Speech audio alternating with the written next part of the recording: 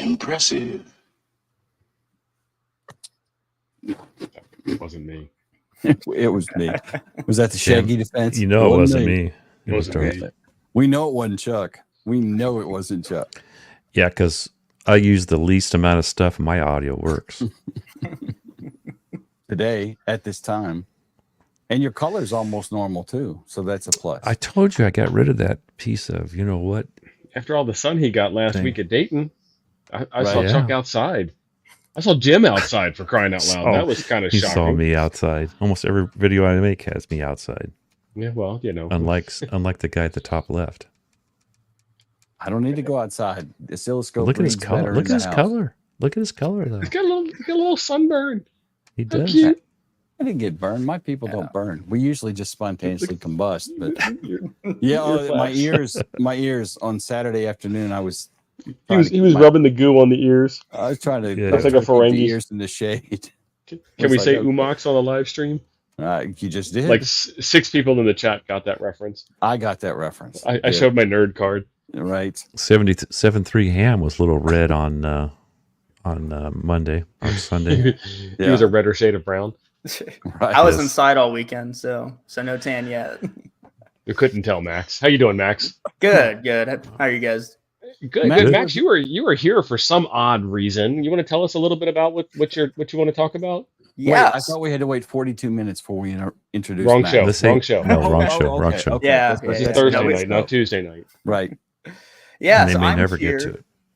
Yeah, I'm here for the World Radio League, which is a up and coming logbook project that does everything your favorite logbooks do and more. is kind of the tagline there. So yeah, I'm just here to talk about it, talk about whatever else happens, whatever tangents we get down, and have a good time. You know, I like your show, and it's always have a good time watching it. Well, thank you. Awesome. We appreciate it, especially since you're on the show now. That's an excellent time to say stuff like that. Thank you, Max. Perfect. Yeah, time. any sponsor ad reads you need me to knock out? Right. And if we miss anything tonight, feel free to go to my video. Was it James? What's It was his with James? James. Yes. James. I did the video with James. I almost didn't do it because it was like all I had was my iPhone. I'm like, you know, it's not that there's not that many people in here, so it actually came out better than I figured it would. So, but Max is going to fill us in on everything else. Yeah. It's a pretty cool setup. Ham Jazz, hello. Andy's saying his son Tyler's a redneck. Tyler is a new general. Congratulations once again, Tyler. Yes, Tyler, that Tyrell. is. Hi, Tyler. I just mixed Tyler and general together in one word. Tyler. That's talent right there. General Tyler. General Tyler. He used to be No Call Tyler, and now he's General Tyler. I don't So know what that was. General Tyler. General Tyler. Tyler. That's right. Arthur. Arthur, thank you for being a member for 11 months. We I appreciate guess so. you have to make some great content now. Arthur's I know. mine and Dennis's neighbor. I feel a Closer little to bit of Dennis, pressure so. now from Arthur. Dean, thank you for being a member for 2 years. Oh, Holy wow. moly. Wow. So I'm not as cute as the Telemundo girl, but it must be all right because Not even close. he's still a he's still a member. I know I'm not as cute as she is. So we have, like Steve said, we have our friend Max here tonight. Go away thing. And Max is one of the developers that's part of World Radio League. Now you're doing this with a couple other fellas. Mhm. Yeah. Okay, so Yeah. use words, Max. Yeah, Okay. yeah. I can speak English, I swear. Yeah, a couple other guys, James, who you guys might have seen at Hamvention for the 15,000 of you guys that were there this last weekend. We also have Fredo, WP3C on the team as well. And then we have a couple other devs all across the world floating around helping us out. Good deal. So what kind of what's the plan? I actually signed up for it the other day and uploaded a bunch of logs and started playing with it. Jim bought something before the stream, folks. No, I didn't. Just pay. Yeah. I've got Wait the till free after. version. So I'm on the free version at this point yet. Yeah. So the plan is, we're affiliated with Ham Radio Prep, who everybody at this point has at least heard of. Right. And kind of the plan was, this is back maybe, June, July, ideation phase. We were saying, okay, we're getting, all these people licensed. The number is somewhere around 120,000. And we said, okay, well, we want to get these people not only licensed, of course, but actually operating more than, maybe, just like an HT on a repeater, actually getting on HF and doing all that stuff. So we looked at logbooks, around, and we were looking for something good to, maybe just recommend, say, oh, use this logbook, whatever. But what we kind of found is that there's not really, a good sort of one-stop shop for all types of logging. You have super solid logs for specific events. You have there are great POTA logs out there. You guys talked to Sebastian. Was that a couple weeks ago? Which is a great Ham 2K POTA, Polo. for Ham 2K Polo. Great POTA log. There are great contest logs when you look at stuff like M3FJP, N1MM, etc. But there's not really a ton of good options as far as just like I'm a new ham, I got my general, I'm gonna hop on HF and do some stuff. Everything kind of has its trade-offs of either it's only on Windows, it's only on Mac. If you're on Linux, good luck using any of these ham radio loggers.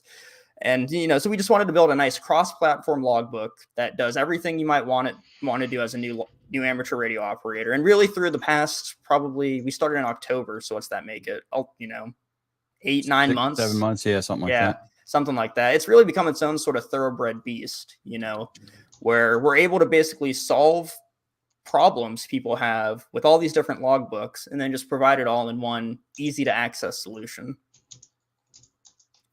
That's kind of the soliloquy there. Okay. So in looking at the product, and I'm going to share a screen out, now if you have anything you want to share, we can share your screen too. I signed up for this and I played with it, I don't know, for 15 or 20 minutes. And it looks like it's a pretty slick setup so far. I noticed, thankfully, that you have the globe Earth and not the crazy pants flat Earth people. Satisfied with that one. Hey, he might be watching. He probably is, and he'll probably I snark doubt in the chat. He's probably 6 packs of Miller Lite in by now too. Six packs of 6 or 6 packs of 12 or 6 packs of 30. Knowing him, it's probably 630 packs. Who knows? Suitcases. Yeah. So I like the design. The site looks really good. Modern. Wow. Do what? I want to talk about. It looks modern. It does, yes. I want to talk about where we're going with it, but I also know there was looks bluer in person though. We have a $20 super chat from Todd. Oh, Todd. Todd says he's already signed up membership, the premium membership, helping the guys out. Look at thanks, Todd. Todd. Flashing the big money. He's a single guy. He's got women in every ham fest. Way to go, That's the way to Todd. do it. That's tall Florida, Todd. So Yeah, I think those animal print I think I talked to him pants about is him always patient. out of control. you probably did. He's like as tall as Steve and Yeah. very outgoing. Okay. Very POTA guy too. So in the app so far, you've got import and export of ADIF files. I know you've got a POTA activation link, which I didn't click for fear that people would think I was doing POTA. And I see you have a spotting app set up, which looks pretty cool too. I guess my question is, so this has got some good stuff. What kind of integrations do you guys see yourself doing? Because it's not tied to anything else yet at this point, I don't think. Correct. Right? Yeah, correct. Right now, all the logging integration stuff is really tied to ADIF files, right? Okay. So, you can export an ADIF out, sign it with TQSL, assuming that system works. Obviously, right now, actually, I talked to Tom, W8TAM at Hamvention. He's the head POTA dev. And he was like, yeah, there's no way right now to do direct to POTA for activations. So yeah, you have to export a native for that. And then for anything else you might want to do too, it's all tied to ADIF. But what's great is that because of the way we're built, kind of the integrations are limitless. So our first big sort of test of, how integrations work was with POTA, right? So you'll notice the spotting page, we're pulling from the POTA spots page. So this mirrors exactly what you might see if you go to POTA.app. If you actually go, so it won't scare you, but if you go start a POTA activation, we actually have our own, we have a POTA database, which will show you parks near you. And we're actually even tied in with some, with auto spotting too. So yeah, so you hit that and then you click the search, it'll show you. Okay. Yeah, all the sites near you. And then we're tied in with POTA auto spotting, and really, with our POTA stuff, we're as integrated as Hammers, and then a little bit more, right? So you can find your parks, you can auto spot yourself, you can go QRT, all without ever having to touch the POTA website. And then as a hunter for POTA, you can figure out who's on the air, where they are, or at least where they're spotted, and find people to hunt for POTA, again, all without ever having to touch the POTA website. And then right now, the only other place we pull from for spots, for instance, which I'll talk about while you're on this page, is actually our own site. So every time somebody logs a contact, that spot goes to the spotting page, and then you can filter for just those types of spots, and then again by band mode, etc., and so forth. And what you can do if you scroll down, you just choose a spot at random. You can actually just go ahead and direct copy it to your log as well and respot for POTA. So that's cool. So, you can say, okay, I'm going to do some, 20 meter SSB. I found this guy. I'm going to copy it to my log. I'm going to, find him, work him, log him, just stuff like that to make it easier. And then otherwise, yeah, the only other big integrations right now that we have is obviously with call sign database stuff. So when you go to log a contact, it'll figure out kind of who the guy is. Mm-hmm. But yeah, the sort of the limitations where I was getting at are kind of endless, right? Because of the way we're built, I was talking to Tom N1MM at Hembench, and he was floating around. And yeah, if we wanted to, we could have an N1MM connector. I'm actually personally right now working on a WSJT connector, so you can go direct from WSJTX to the logbook, all very similar to Grid Tracker. We could even implement Grid Tracker integration ourselves. It's just kind of it's all dependent on kind of where the users are operating, right? We went for POTA at first because that's what everybody's doing right now. Yeah, right. Right. Exactly right. Now, and you've got contest data here. Mm-hmm. Yeah, so if you click on my favorite one to point out is if you click on the 2024 Total Solar Eclipse recently completed contest. So we actually went ahead and we spec'd and architected and then sort of soft launched a full contesting suite, which allows you to basically run contests, right? So you can put your rules engines in, you can put in the anything else people want to know about the contest, custom awards, and then when you actually operate and when the contest is running, you have a real-time leaderboard, right? So as people log on the site, it updates. Same thing with the real-time map, and then we won't be able to get to it because this is a previous contest, but you would be able to hop between all these fields and your logbook during a contest. So this was something we just threw together for April 8th for the day of the total solar eclipse, and we said, yeah, let's just get people on the air, see where people are working and from where. This guy's kind of like an operating day, and you see, we had a good amount of people say they were going to operate, and then a good amount of people operate. What's cool too, if you go to the real-time leaderboard, you can actually view people's logbooks, right? And so you can see the stations and the bands and the modes and the everything else they were doing, which is a pretty interesting piece of data. Hams have got to learn to take better profile pictures. Yeah. It looks like he was surprised the camera went off. Did this work? Yeah, so this is this guy's logbook for the contest, and which is, so you can kind of see, through time where he, what bands he was working on. It looks like it was mostly 20 meter FT8, but he snuck in some FT4 there too. Yeah. Mhm. Okay. So I see we got a couple questions. Yeah, a couple questions and a super chat or two in there. Let's see. Brian Hendricks is founding member. Look at you, Brian. You fancy, son. Founding member number 32. Big fancy.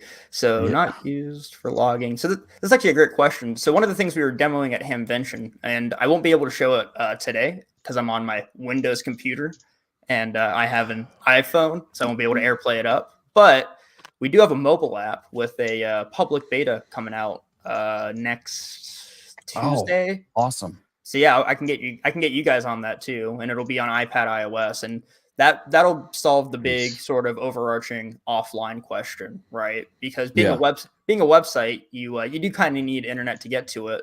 But because of the way we're built, we've actually been able to refactor the code for a full mobile app stack. So this is going to be a thing that's going to be on iOS and Android, but also iPad, Android tablet, Chromebook, interestingly enough, Mac OS actually, because you can run iPad apps in a compatibility mode. So for those of you guys with MacBooks, kind of get a sneak peek at what the desktop app looks like. And then that'll also let us eventually refactor the code into a desktop downloadable app as well. So for POTA, if you're going to do it offline, the mobile app will be your answer there on the short term. And then on the long term, the desktop downloadable option as well. That's kind of the technical of it. You guys need to come up with your own like satellite system that you can hook on everybody's computer and just get like Steve has for his Wi-Fi. Some proliferated satellite network that launches satellites once every week or two. Maybe one that works better than that, though. I'm just saying. So it was interesting you mentioned Brian Hendricks. Thank you for the $5 super chat. Appreciate thanks, it, Brian. buddy. So the next question was, will it work on an iPad? So it will obviously work in web form, and then you covered the rest of it. Yeah. So app. And the big note with the mobile app, and this is something that I kind of learned for the first time, is that so with iPad app, it won't, and with the tablet apps, it won't just be like the mobile app blown up. Like you might see with some apps that you download on iPad, it'll actually have its own special iPad and tablet UI. That'll actually probably look closer to the desktop UI than the mobile app. Yeah, they're usually somewhere in the middle, right? Yes, yeah, usually. It's a matter of balancing, basically touchscreen support versus the people that will run like an iPad Pro with a keyboard and all that stuff. Right. That'd be the older people, most likely. Don's getting salty. Don just wants the whole world, doesn't he? I was like, dang, Don, slow down. Slow your roll, Chief. So they're just getting started. I mean, he's throwing in the hard ball already. Max, the big Node Red question. That is the big question. I mean, it's not something that we currently have on the roadmap because for those of you guys that work in tech, opening up an API is either the best, but more often than not, the worst decision you make on a product. Because what you're doing is you're coming from something like what we have now, where from a cybersecurity perspective, you look at our vulnerabilities, and our vulnerabilities are the platform we're on and how that stays up to date. Our database, how that stays up to date. But we're NoSQL, so don't have to worry about SQL injection. And then obviously we take in ADA files, so we have to do some process checking on that to make sure people aren't uploading malicious payloads. You open up an API, and suddenly you can have infinitesimal amount of requests to that thing, with people asking for whatever they want. Arnie. Thanks, Arnie. So eventually, we want to have some good API integration. I'm not the youngest one here anymore. Arnie, it also brings down the average age of the people in the chat. I'm just saying, Arnie. Yeah.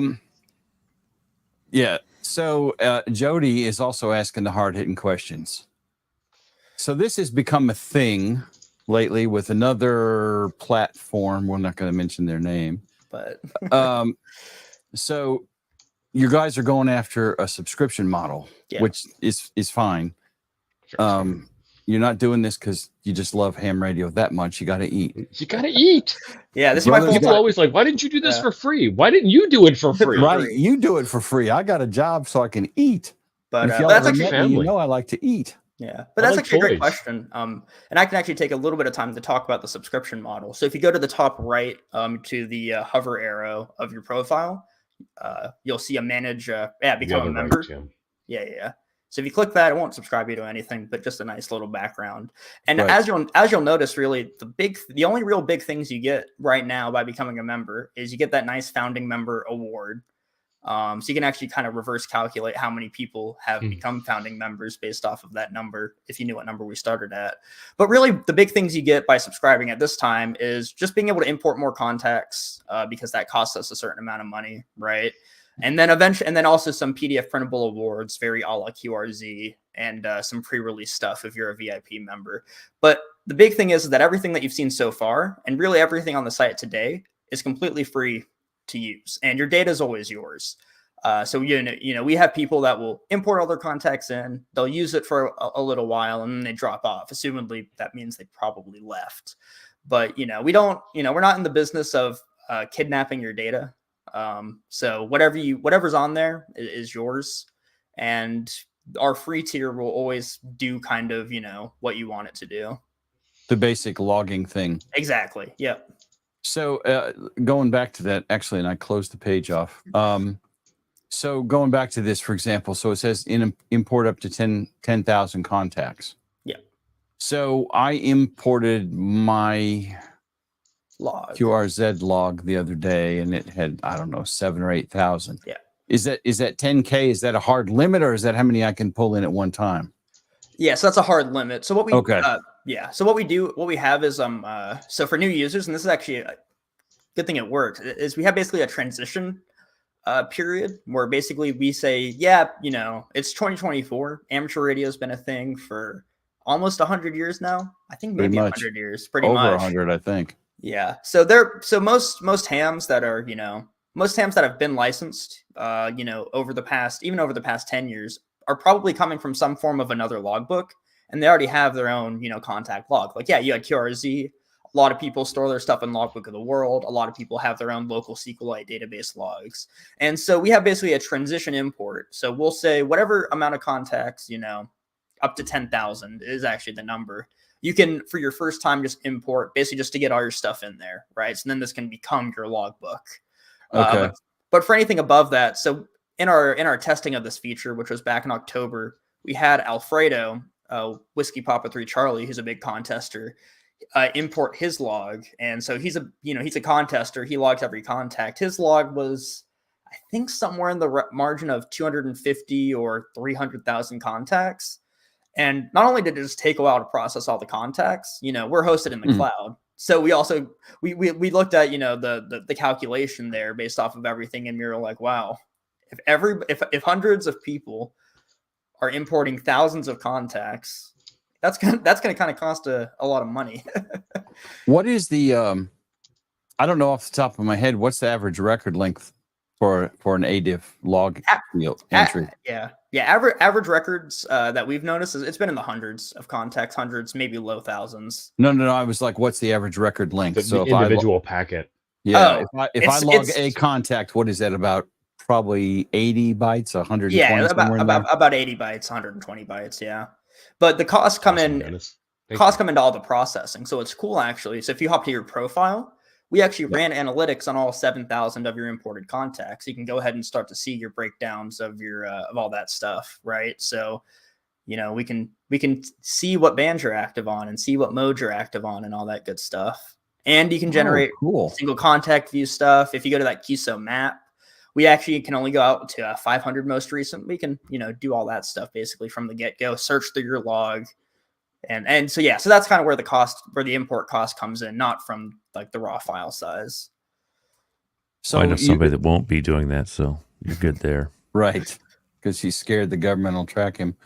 What platform you all hosting this on? Azure or Amazon or Google? Google Cloud, yeah. Okay. Yep. That's nice. I like that. That's a cool feature. So then if I click into this, okay, that I can't drill into that. It's just a pie chart, and then it has the key to the right side. Okay. Cool. Oh, I don't have any awards. Not yet. Well, you got to get outside, Jim. Jim, you got to change your avatar. Yeah, that's a little not me, pretty much. Weird. Yeah, weird is a good word, Chuck. That's a polite word. Thank you. Cool. Yeah. So, are we getting any questions in the chat? There's the chat's been I'm seeing a couple good ones. Let's see. Big John is asking, are you using a CMS content management system? Yeah. Well, so it's all Google Cloud, and I'll give you a little secret. It's Firebase, so Google Auth, and then it uses Stripe to handle the payments processing. But yeah. But otherwise, it's all sort of web app code. Jody likes the pricing model, which I think that's an outstanding pricing model. I don't see any complaints about that. We tried to remain kind of right in line with, we look at other services. So it's like you look like Ham Radio Deluxe, they charge you $100, and then I think right now you get 2 years of updates, and that's just an offline logger that's basically the most fully featured thing on the market right now, right? It is, yeah. Between the rotor control and all that stuff, right? And then you look at like QRZ, and what they charge. People. and they're charging 30 you meters. for yeah, they're charging you basically for the social features and importing in your contacts and linking it to other logbooks, right? Mhm. So we said, okay, well, we're a logbook like Ham Radio Deluxe. We have social features and cool analytics and awards like QRZ, and so that's where we got the pricing from. Import coupons is a good idea, actually. As we scale, actually, it's interesting. As we scale, our cost to import becomes cheaper. So we'll probably, if we were to grow by 100,000 users today, we'd probably actually end up increasing the amount of contacts you could import at first, rather than starting to charge for it. That's very cool. Dennis 73 Ham Radio gifted 5 memberships, and I know Tio already told him thanks. Darren Archer, William Hendrickson, Rick WC7RB, Leif McCarthy, and there was somebody else, and it scrolled away. I don't see it. I see I feel 4. like some of those have been gifted memberships before. Well, when I gift memberships Okay. on Clubhouse, it seems like Joe Brett gets a free one every month. That's kind of wrong. I'm thinking there's a fix in on that one. He gets a gift membership to his own channel. I only see 4. The other one must have. Anyway, Dennis, thank you. Appreciate that, man.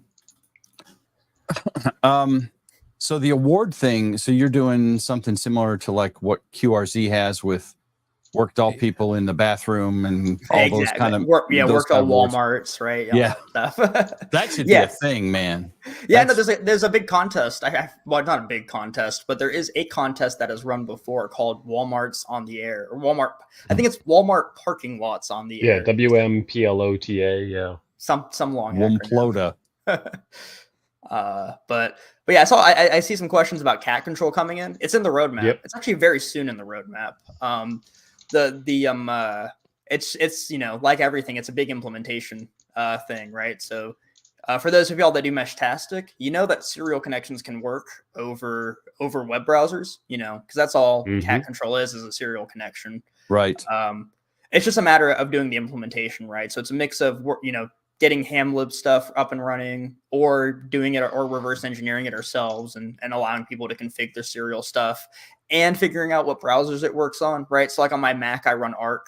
On my Windows computer, I run Chrome. But there are people that run Firefox and Edge. And if you look at basically the guidelines for all the web serial stuff, is they say it works on some browsers.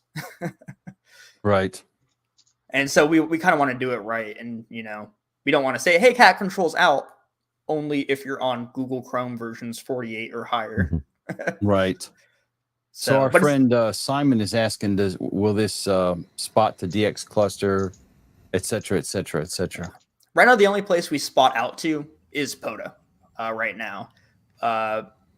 Next up for that is actually SOTA. So we have a SOTA integration working in that. So you'll be able to basically the idea is that with your start activation or start logbook, you'll be able to choose the activities that you're doing, right? So if you're doing a if you're doing a POTA and a SOTA like together, or a POTA and a WWFF, or a there's some other ones too.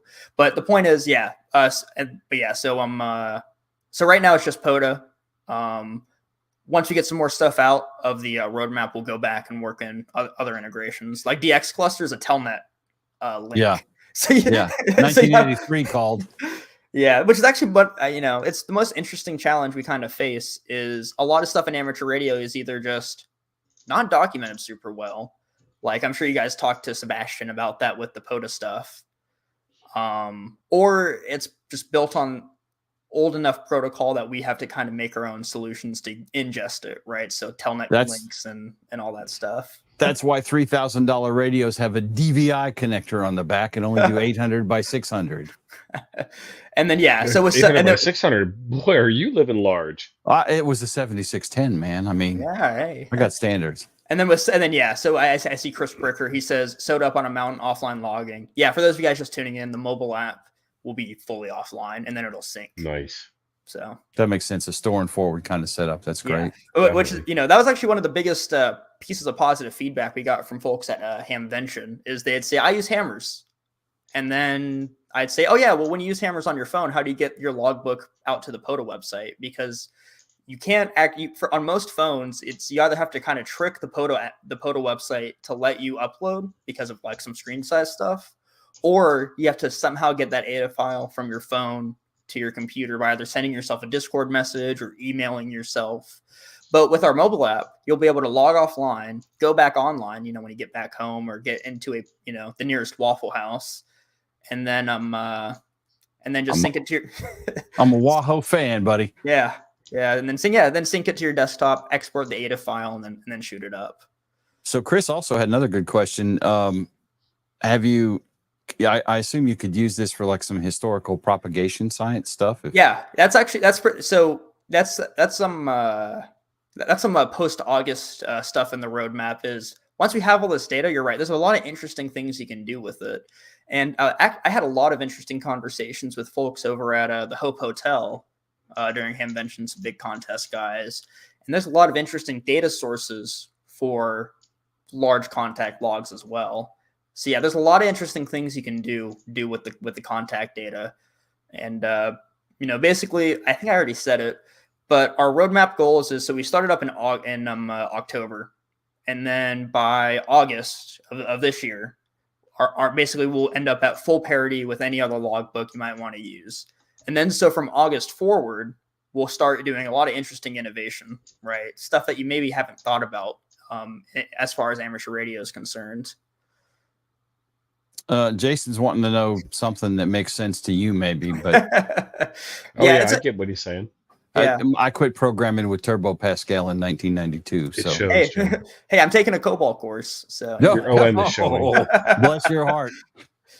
yeah, Right in paragraphs, Max. Yeah, writing paragraphs. But oh Lord. But yeah, so that's a good question, Jason. Nate, it's a mix. We try to stick with GCP stuff for the things that make life easy, the awe thing of people, right? So, like Jim, did you sign in with your Google account, or did you just like add in an email? I just added in an email, I believe. Yeah. So we have normally what I do. Yeah. So GCP for like single sign-on stuff, for database stuff, all that stuff, and then we have a couple custom things too, just for the amateur radio specific stuff, the ADIF import, for instance, and some other stuff. Like everything. And this is my favorite thing with amateur radio when people ask about it is it's an it depends. Right. And Don, yes, Max talked about cat control already, Don. And that's on the roadmap. I don't remember. How far out do you think cat control is on the apps? Yeah, so the up next features is so the mobile app will go into beta next week. It should be out either by the end of the week once we get some nice beta feedback, or the week after. We have the POTA stuff. Then next is we're doing a big call sign database overhaul. So you'll have so by the end of it, so this will be maybe second week of June, you'll have a call sign search like you do in QRZ, but it'll be better. I promise. Okay. And then after that is cat control. And then after that's WSJTX/N1MM integration.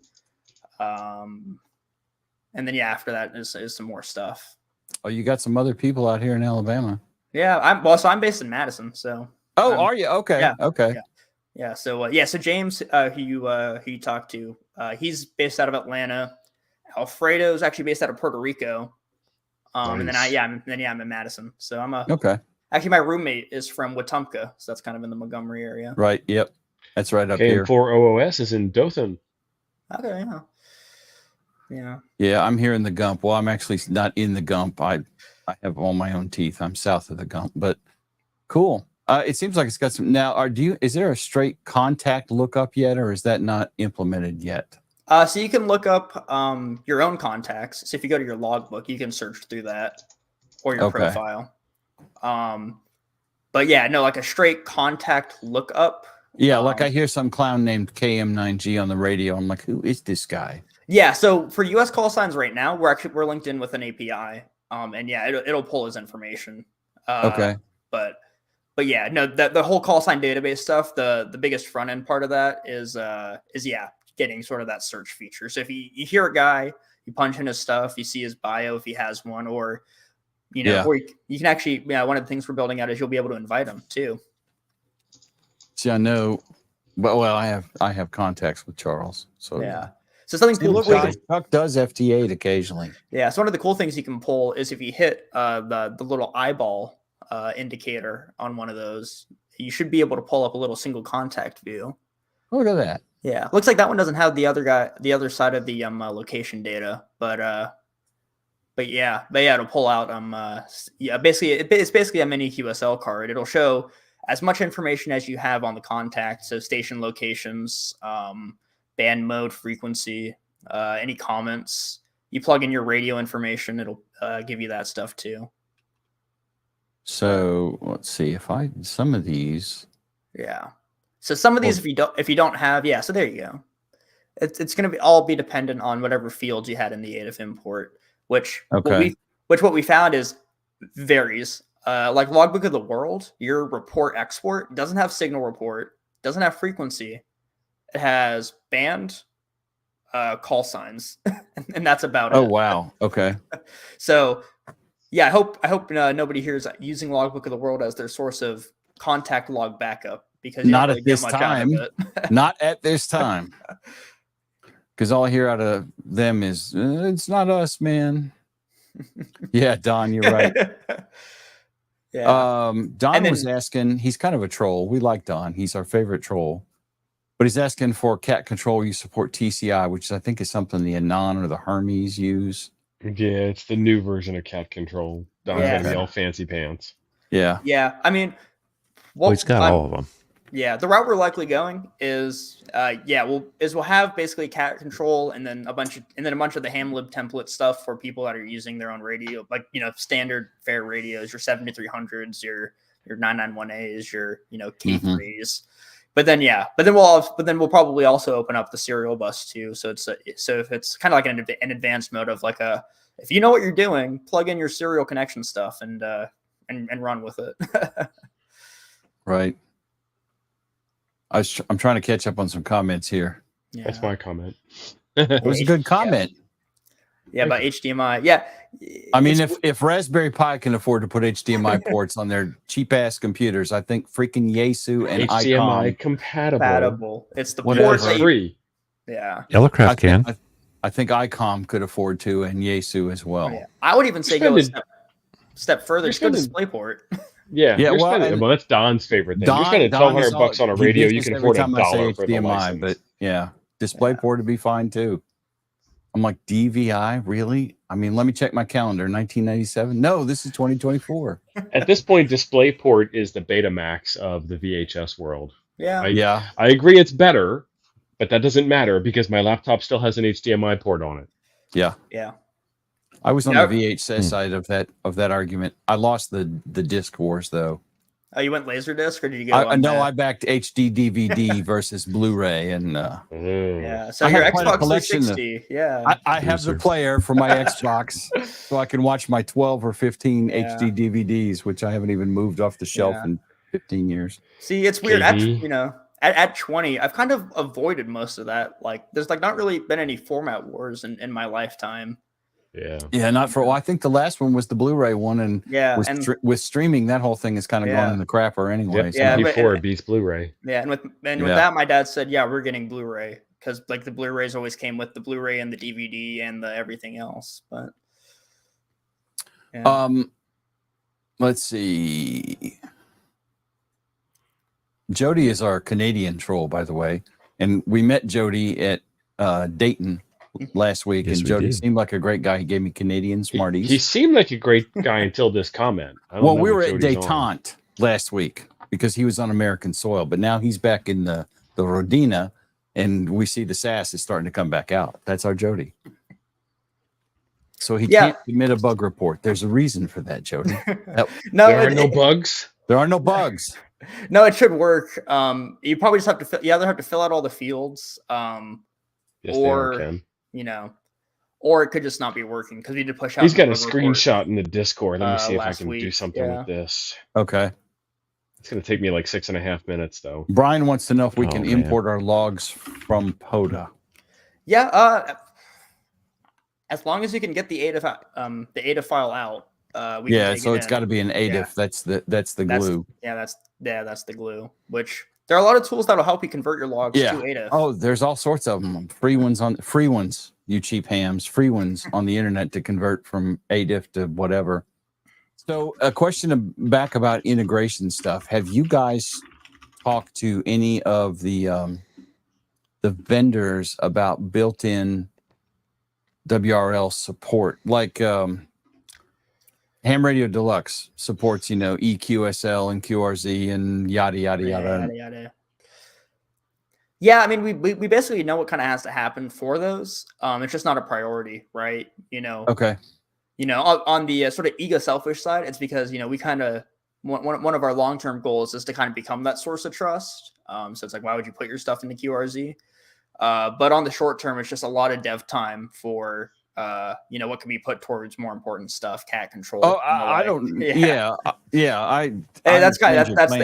That's the short of it. Because like QRZ, for instance, every logbook that has those links, you basically have to pay QRZ to give you an API key. You put it into your logbook and then it works, right? Yes. EQSL is a little bit easier, but you basically have to work with their system and get it up and get it in. And, it's kind of the plague of the amateur radio operator is that everybody logs to their preferred service or, and it's almost, sometimes it's almost easier just to send a paper QSL. Well, and yes, it is. And if you look at the abomination that is Logbook of the World, and I'm a fan of the ARL. Their education programs are awesome. Steve Goodgame is killing it, doing his job with the Teacher Institute people. But oh my God, whoever's in charge of Logbook of the World, dude, Reagan ain't the president no more. And we have, air fryers these days. Please, for the love of God, update that system to something that might work in this millennium. We'll take over. Well, if they want, see, that would be pretty cool if you guys, hey, ARL, we'll take over for LOTW and maybe come up with a system that looks a little cleaner and a little more modern than you sending me postcards to validate that I'm really me. I actually kind of like that system. It's pretty resistant. Or not resistant. I know, but it has its security features. You have to mock them for sending postcards. Yeah, you do. You do. I mean, for as much money as direct mail costs these days. Right. But right. Yeah. So this is the bug report that we're just leaving on the screen and not talking about forever because I see the bug. Let's just leave a dirty house. Yeah. He's pretending he couldn't see it. No, yeah, I see the bug. Yeah, that's the qualm of every web app is support for every browser. We're actually pretty good as far as the scaling is generally. But I see the bug. It is recorded here that I said it will get fixed. So I guarantee you there are 174 people watching the stream right now. 50 of them are going to be banging that in the next 24 hours. There's a joke in there that I can't say on. Well, no, it's Thursday night because y'all ain't banging nothing else. Right, exactly right. It's Cafe Noir. A little after dark humor there. That's right. Open the door. I'm going to shut it. Slam it hard in your face. Yeah. Don, or here we go. We'll go to Todd here. QSO map. Yeah, that's it. Yeah, that was a decision that I was very passionate about. Is that amateur rate? Is that so anything on the QSO map, we just basically take whatever grid square you give us, we throw it in the center, or throw it in somewhere in the grid square, and it just goes there, right? So it's not like when you log a contact, you can zoom in exactly on their house, or with the Find My Member feature to see other people on the site. It doesn't show you their home with a little map location on it. It's grid square based. Date range for QSO map. Yeah, that's in there with some of our more advanced analytics and stuff. Because also part of that will be with awards. You'll be able to see awards progress and dates and whatnot. So how to get involved with the betas? We have a forum on the site where we put out those sorts of calls, and so that's kind of where we are. We collected a lot of email addresses that him mentioned too from people that said, "Put me on the beta, I will help." But yeah, the World Radio League community forum is the best place to look for that sort of stuff. Our favorite Aussie just dropped in.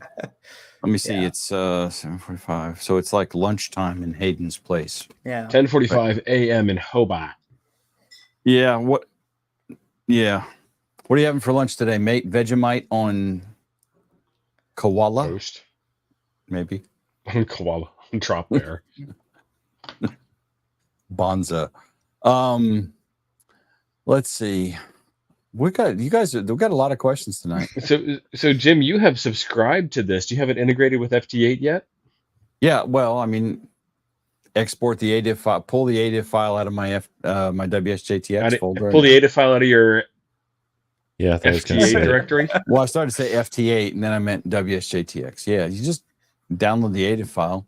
Yeah. And I'm doing. But is there a direct connection, Max? I've actually been working on one. Yeah, I wrote it out in Python, and then I'm rewriting it out in JavaScript, so it can actually, that's probably my biggest, whether you want to call it red flag or quirk as a dev, is that I learned C when I was 11 at a summer camp, and then I learned Python, and then I was like, why would I use C for anything when I can just do it all in Python? Not knowing as a preteen teen about runtime and all that stuff. So right.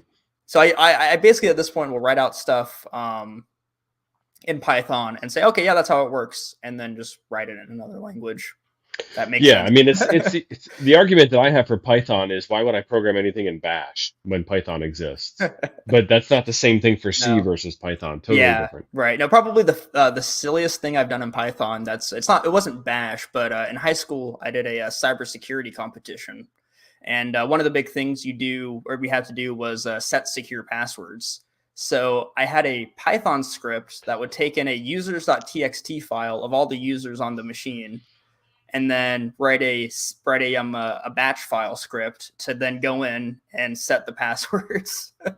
So it was a Python script that made a batch script that then ran to run some policy object stuff. Oh, there's nothing better than having the computer write the program for you on the fly while the program is running and have it change itself in the future. Yeah.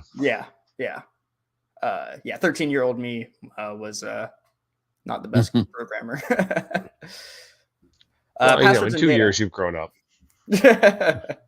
Yeah, so that's a good question too with all the stuff with ARL and Logbook of the World. All of our auth is managed through Google Auth stuff through GCP. So it's as secure as Google is, which they're kind of one of the better players as far as that's concerned. The best part about using that is like it was Google's fault. I don't have to worry about it. Yeah, because I say that stuff all the time. Like we did the best job that we could, but even Google screws up all the time. Right. George, we kind of covered this already, but Max, you may want to mention it again about. Yeah. So I don't keep my ADIF files.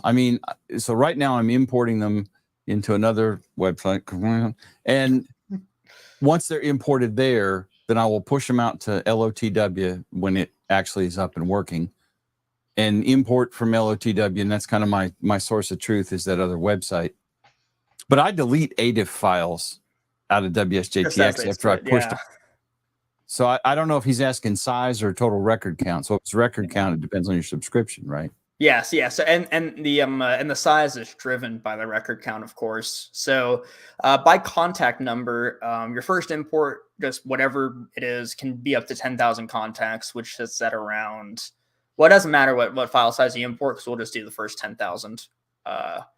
Then after that, it's completely driven by subscription, right? So basic will be I think it said 10,000, then 300,000, and a million. Or might have been 100, 300, and a million. But what we kind of realize, is that each log entry, because it's basically a JSON file, is minuscule, 80 bytes, maybe 100 bytes. So when you look at what a 3 megabyte ADIF file is, that's hundreds of thousands of contacts. Lots of records. Yeah. Paul is saying, yes, Paul, if there's anyone who does not agree, go to Tuesday night and don't come back. Paul nailed it on that one. If you're a big fan of Logbook of the World, then you don't belong here. Right. It's not Jira. It's a different system, but we do have a bug file process, and that's where the bug report stuff goes into. Right. Let's see. Yeah. We're getting a lot of good questions. You guys are doing a great job. They're on top of it, man. I'm telling you. I have to talk once in a while. They thought I was sleeping. Oh, Chuck, I'm sorry. I forgot you were there. Yeah, so it is one file at a time. I'll go ahead and take it. Yeah, 80 is a lot. Maybe we should have a batch import. That's probably a good idea. Yeah, I don't You I don't know know, why I would save ADIF Cat. files, but I think yeah, I mean, there are people that have, that like will like, if you log, you save the ADIF for like a contest and then you never touch it again. yeah, So that makes sense. I can see the use case for that, but I don't contest really. So I mean, I do FT8 a lot. I do POTA hunting a lot, and once I've got it logged, like the POTA hunting stuff gets logged in on their website. And at this moment, I haven't POTA hunted since I signed up for WRL. So yeah, and then you can go Which activate was earlier too. today. right. Okay. Let's see. They're talking about chicken burgers. Hayden got here and everything kind of went That's sideways. what Hayden has. He's had a chicken burger yeah. today. Chuck is live. See, he mentioned chicken burger, Hayden. So that's the real Chuck. Hey, I did coding for about a week. Didn't understand a thing of it. If somebody had shown me what I was supposed to do, I probably would have understood it, but I couldn't figure it out on my own. It's just logic, Chuck. I know. Till it hurts says that's AI, Chuck. Today, yeah. Arnie's asking, was there any AI involved in your project? Not really. I mean, only as much as is kind of standard, right? It's like my VS Code has Copilot as an extension in it, and sometimes it'll recommend things. But kind of what you find is that it's it's a tool, and sometimes it says some interesting things, but like it's it's like going to the ham club and asking what a resistor is. You get 17 different opinions, all of them exactly. right. So it's like so it's like, yeah, like, is there code that was like suggested by AI, right? Maybe, right? Maybe some. But you kind of still need like that sanity check of, yeah, no, why would you do it like that? And for those of you in the chat that are programmers are, you know that too if you've used Copilot. Yeah, so 500,000 contacts will be on the scale of, I think that's going to be, that's what we call a hot minute down here. Yeah, hot minute, few hours. Yeah. I didn't time it when I imported mine out of and it was, I don't know, it was probably 5 or 10 minutes it took while it was doing the ingest, maybe a little longer, a little shorter, somewhere around there. Yeah. And that's about the average import time for most first-time logs. Okay. They usually sit around that 5 to 10,000 contact limit or number. Okay. Smaller files import faster. Prep said he uploaded 6,000. If you look at the bottom, I think it'll show like a rotating twiddle character that says it's still processing. Still processing, yeah. Because at first, when I looked at it, I was like, wait, what? I got more. Oh, there it goes. It's twisting. Yeah, if it's still doing that by the end of the day, yeah, just the bug report feature works, I swear. Throw it in there and we'll take a look. Michael, thank you for being a member for 24 months, 2 years of this. 2 years. Sweet. Oh, let's see. Jody thinks you know your stuff, and you're doing a great job. So we didn't mean to throw you on the hot seat. Well, we didn't. I don't know. Jody probably did. Yeah. Right. And Hayden, yeah, he's. I'll let him answer that again if you'd been here on time, Hayden. Yeah, no. So we're gonna have a full suite of apps. Our mobile app, which the beta will come out Monday or Tuesday, for folks that aren't me and other people on the team to test, will be on iOS, Android, iPad, Android tablet, Chromebook for those of you guys on Chromebooks, and Mac OS through the iPad OS compatibility. Worldwide, all 6 of us, yes. If you're talking ham radio operators, 1, 2, maybe. So it's interesting. See, the mobile app will actually hit basically every single platform except for Linux, unless you want to run an APK file, and Windows, right? So that'll come in the form of a desktop downloadable app at a later time. Yeah, and also I'll bring this up now while we're on this topic.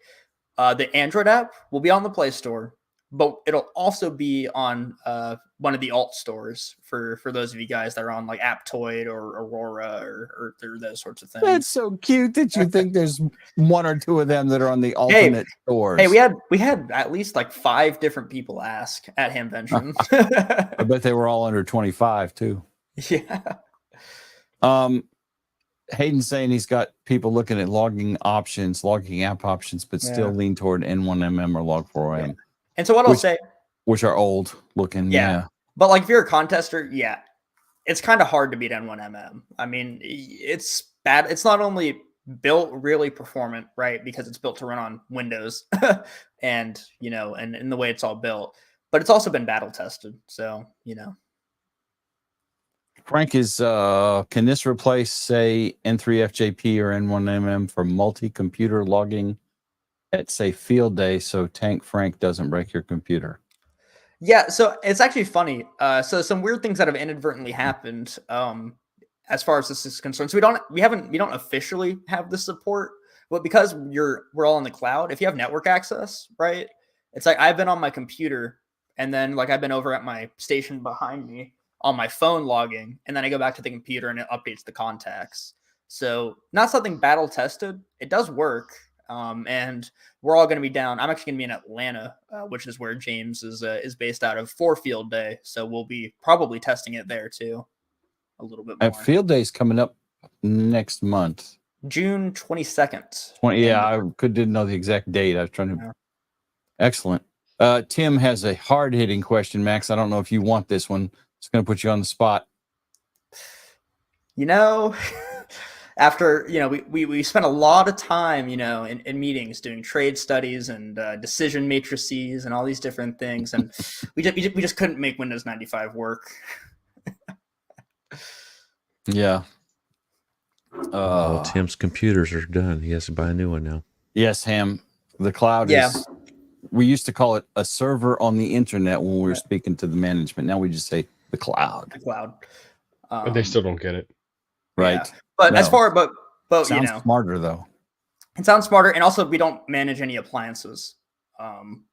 So for those of y'all in IT, there's no like Cisco ASA we have to keep up to date to make sure that our devs can still access the remote environment. Mm-hmm. If James has the link, he can join if he wants to. Yeah. James does have the link. Yeah, he does. So. All right, we have another serious question from Taylor, who's in a secure, undisclosed location, probably. Taylor wants to know, when you're uploading ADIF files, can the system process a different your location for those operating remotely? So that's a good question, Taylor.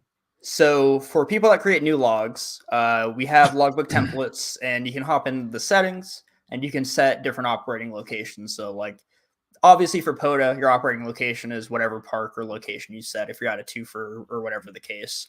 But also you can have different QTHs set up for like your home or your in-laws home or wherever you are. And then for ADIF import, we just take whatever location info is in the My Station section of the ADIF. So if it's usually it's a grid square of some sort. So if that's in there, then it'll show. But if not, then we don't have any other location data to go off of. So, well, I mean, would you set up a separate logbook that wouldn't make sense. Doing the grid square sounds like it makes way more sense, but yeah. Well, yeah. So like for people that are creating new logs, you could just have like a logbook that's like my house, or a logbook that's like vacation in Orlando, and then a logbook that's like, parents' house or whatever. But the question would be for people that are importing, as well. We will we can handle that. Arnie's wanting to know, is this a full-time gig for you guys? Yeah, it's full-time for me and then full-time for James. Yeah, and we have a couple part-timers. Good deal. Seems like there's been a lot of work on it. The interface is really nice looking. That's kind of the benefit, and the decision we made is that it's like, like you look at a lot of other amateur radio projects, and because they're not able to work full-time on them, and I'm lucky to be able to work full-time on this, it means we're really able to push out features, right? And so if you looked at where we were at Hamcation, right, we were really talking about that single contact view, and that was kind of about it. And now, so that was February. Now we're coming to the end of May, and we have a mobile app, POTA activation features, and so many other things. Yeah, well, you made the comment, Max, and you're exactly right. A lot. Steve and I were talking about this, or somebody mentioned it in our stream we're on. I don't remember which. I know Steve's mentioned it before, but a lot of ham apps look old because they're not full time, or they get put out there and then they're abandoned because nobody's getting paid for it for whatever reason, and they don't want to spend more time on it. Yeah. And that also lets us implement kind of like industry standard stuff, right? So because we're built in React, basically our process for a feature, if we're going to add it to the site, is like, let's say we were going to add like, find a YouTuber, right, for amateur radio. We would spec out the feature and say, this is what we want it to look like. Then we would go into Figma and we would design the whole thing, right? And so we would design the UI without ever touching a piece of code. And then for those of y'all that are unfamiliar with Figma, it's a UI UX design software that lets you design UX basically in the same way that you would in like Photoshop. But then instead of giving your devs like a Photoshop JPEG file and saying make this work, you give them the Figma file and they're able to convert it to code pretty simply, actually, compared to other options. And sweet. Yeah, so from the ground up, we're not only just focused on getting the feature to work. That's actually really just a small part of the whole process where we're focused on speccing it out to make sure it's kind of passes like the shit test, if I'm allowed to curse here. Hell yes. and then designing it in a way that like makes it, easy to use. James needs a link, Steve. Here, I can DM it to him.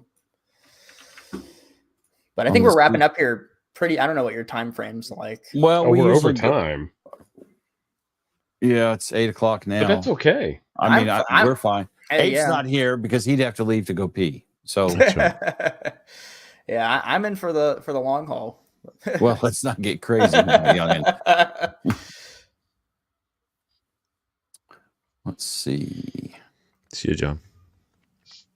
Yeah, I would agree, Taylor. Yeah. The smart SDR products. Yeah. And SDR controller are great UI. That's a favorite gripe of mine, and I know Steve is also motivated by rooting out crappy UI everywhere. Just we find it every Monday night. We'll just ask him about doing text messages on his 5D radio. I think James found it. Here he is. There he is. There he goes. James. What's up, guys? Hey, James. Hey, James. So I learned something new today. What was that? Coffee and ham radios is not a valid excuse for getting out of dinner with the in-laws. Oh, what? It's close, but it didn't quite make the cut. Did you not say the premier live ham radio show on the internet? Premiere. I mean, that's the key word. I said premiere. I gave the whole spiel. They didn't buy that. Now my wife's mom is in from Venezuela, so she's here for just like a few more days. So I'm not out of country relatives. Out of country relatives, but no, I was just listening to Max like rock through a bunch of roadmap items and Max stuff. Max is a boss. Yeah. I know. You can tell who the brains is around here. I wasn't going to say it, James. I mean, I like you too well for that. No. Yeah, Max has been and KD. I agree with KD completely.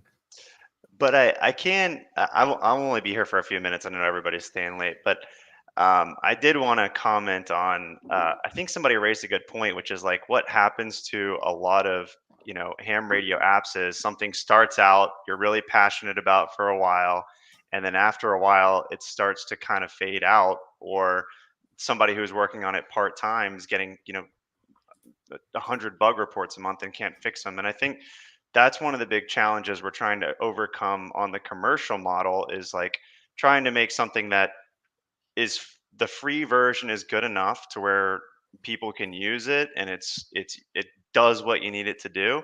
But for those people that there's a bunch of rich hams out there who want to support something new, and there's a lot of people in the middle who do want to support something, and we're trying to make it a really fair pricing structure, but something that carries us for the next decade, where it's not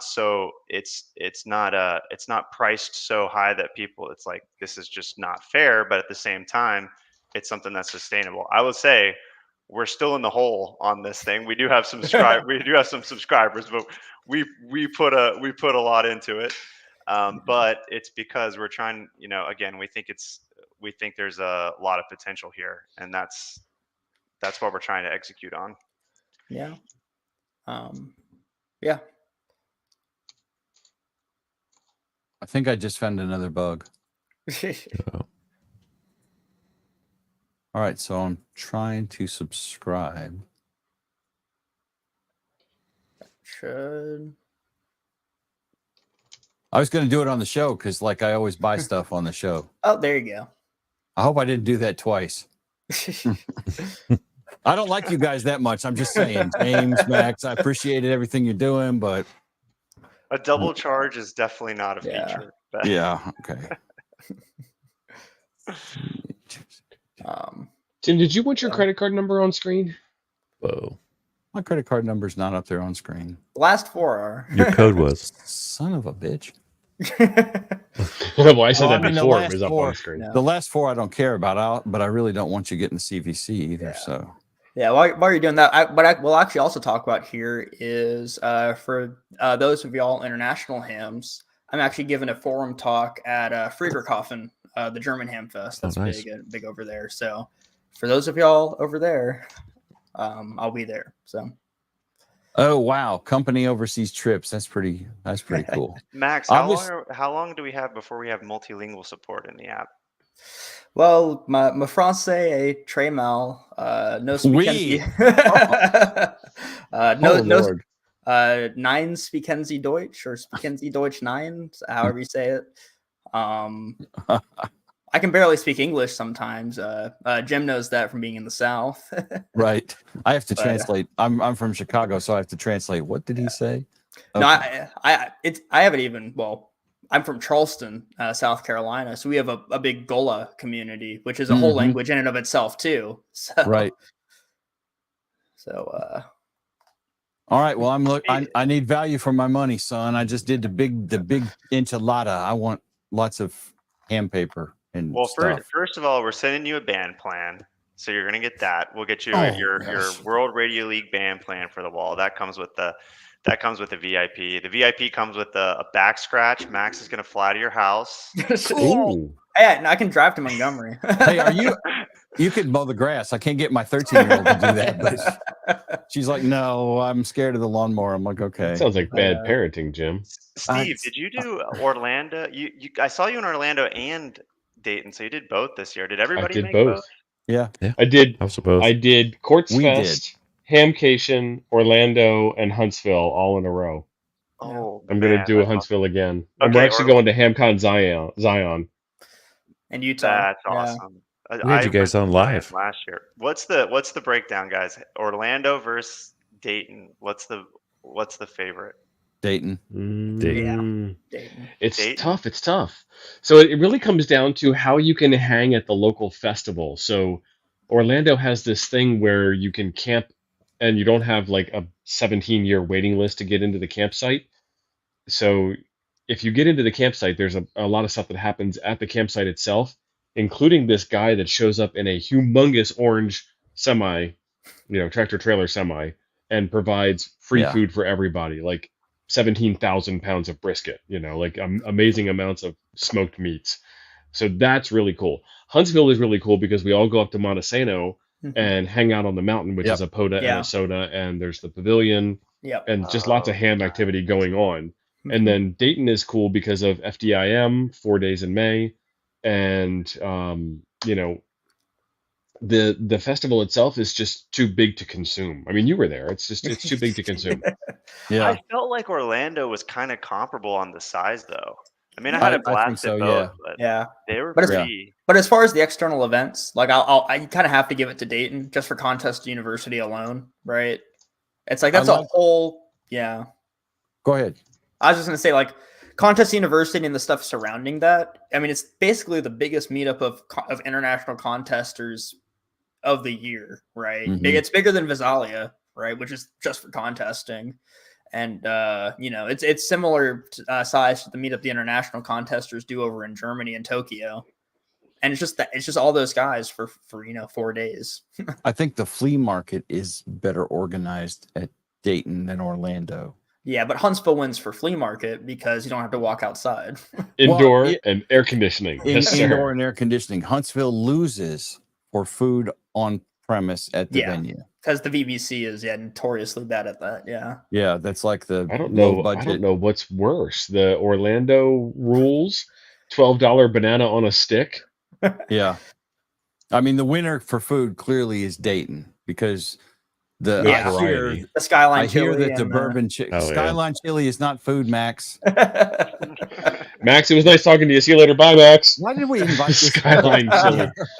Oh my Skyline God, chili? Max. Jesus James wept. apologized for him We before he should, kicked you Max, both off. we should just go into the World Radio League app and change Jim's profile picture to a Skyline chili. No, And just make it so it that's- can't be changed back. that's nasty. Change it to a pork chop sandwich. Yeah, I was gonna say the pork chop That's real sandwich food there. Yeah. Dayton is the Yeah. schnit, and I heard, so is and several people. The loin wasn't bad either. 7373 had the bourbon chicken as well as a pork chop sandwich, and he liked the bourbon chicken. Several people said that was good. I never made it to that, and the gyro was awesome too. So We at do Huntsville, have, I'm looking we do forward to have a AI dry generated- cheeseburger. We do have AI generated profile pictures Yeah. in the That's the big source of AI. That was an earlier question. Yeah. yeah, that was like I don't know how we landed on that. Our graphic designer Ryan was just like messing around with like some AI stuff one time, and he's like has all these like AI animals, and we're like, I guess we can set those as people's profile, and we kind of get mixed reviews. Some people like don't like the AI things, but we're I don't know. I think they're kind of cool. Like if you don't set a profile Oh. picture for yourself, we just give you an AI Jody, one. no, I haven't. Yeah, I kind of got like a furry looking cat thing, and it's not exactly what I would have ever picked, but I'll change it. Jim, they know you so well. They just did I an AI profile search on all of your browser I history, don't- and that's what they I came up don't- with. I don't think so. Yeah, we took your Facebook profile picture and then Yeah. morphed it into an AI. Yeah. Yeah. Well, I think you guys are doing great. This looks really cool, and I'm looking forward to future where you're going. Max spent a lot of time, James, on the roadmap for it and all the features that you guys are working on. So we're looking forward to it. Now, Alfredo emailed us like a And week he ago. couldn't even maybe. show up. How rude. Yeah, I mean, what's up with that? I mean, I see you have some employee issues there at World Radio League. No, Mr. he's I think probably Skyline listening Chili right is now. Yeah. food, Hey, Alfredo. and No, he- Alfredo didn't bother to come. no, he has to go win WPXCW. So There you go. There you go. Well, you guys got anything else you want to drop before we go? This is like bug finding hunt right here. You guys are out on a witch hunt. Oh, No, Paul. we're gonna come into a full day tomorrow. That's for sure. Right. It's a problem worth having, James. Right. But that audit, we have we have a really nice like automation setup with those bug reports. So like every bug that gets reported gets fixed. We're probably gonna have more. Usually, I would say like pretty much a 24-hour turnaround on a bug report. But since we went on Coffee Ham Radios, some of these might creep into a little bit more than 24 hours. But like we're pretty good at squashing these. So Max this is isn't gonna sleep for a exactly week. what we need. Like we just need more people in there poking around, trying it. We've got a good process for Yeah. cleaning those things up. So Yeah. Break our stuff, but don't run Metasploit on us, please. Right. Damn it. That was what I was doing right after the Just show. be nice. Yeah. So Marvin's question: are these guys contesters? Probably the pecking order there is James is at the bottom. Oh, throw the boss under the bus. That's not then going to look it's, good on your performance review, Max.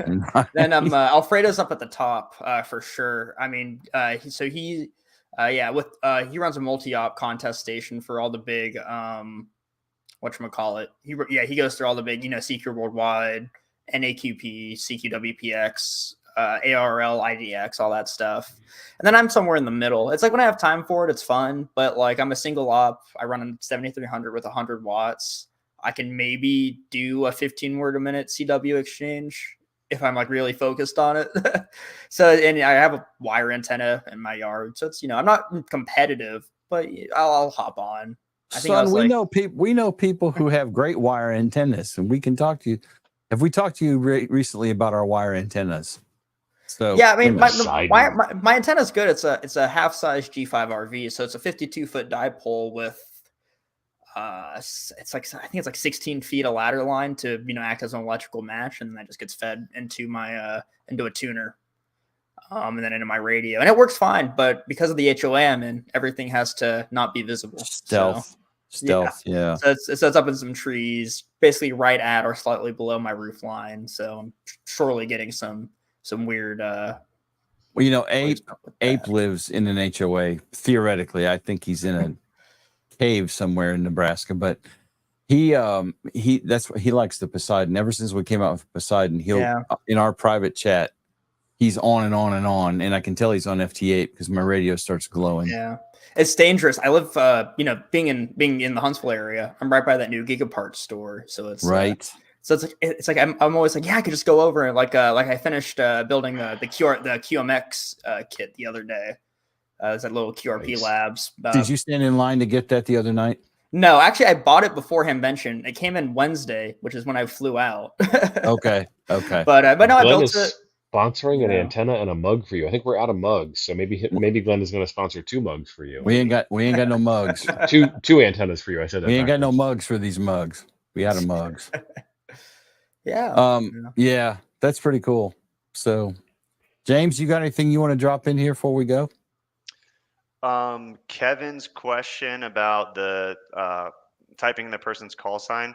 We're in the process of our call sign database build out right now. Max was actually scraping a ton of non-US international call signs. So we're kind of in the process of then taking all of that data and then making kind of one aggregated database. And then once that's finished, then our call sign search feature will be released as just sort of like a top bar. So no matter where you are in the app, you'll be able to, search for people by name, by call sign. So Kevin, that one's like really near term roadmap. And then we're going to try to figure out how to get the full database offline on the mobile app as well, which we think shouldn't be that difficult. That would be cool. Yeah. Yeah, we are flat out of the wild berry mugs. I think LC was one of our first orders. And the blue. Yep. Ape wanted to do mauve next, but none of us know what color that is. Boys. I can't even spell mauve. Right. I heard it on one of the shows my wife watches. So, like Antiques Roadshow or something. Right. Yeah. Right. She watches all them HGTV shows. This is Betty and Bob. Bob collects hamsters for a living, and Betty sews penguin hot pads, and their budget is $1.7 million. Guys, I'm going to hit the button. Thank you, James and Max, for joining us tonight. Thanks, guys. World Radio League. Look into it. It looks like a very good alternative to other things, whatever they may be. I won't mention their name. And y'all have a great evening. Thanks, y'all. Cheers, thanks for having us on. Thanks for having us.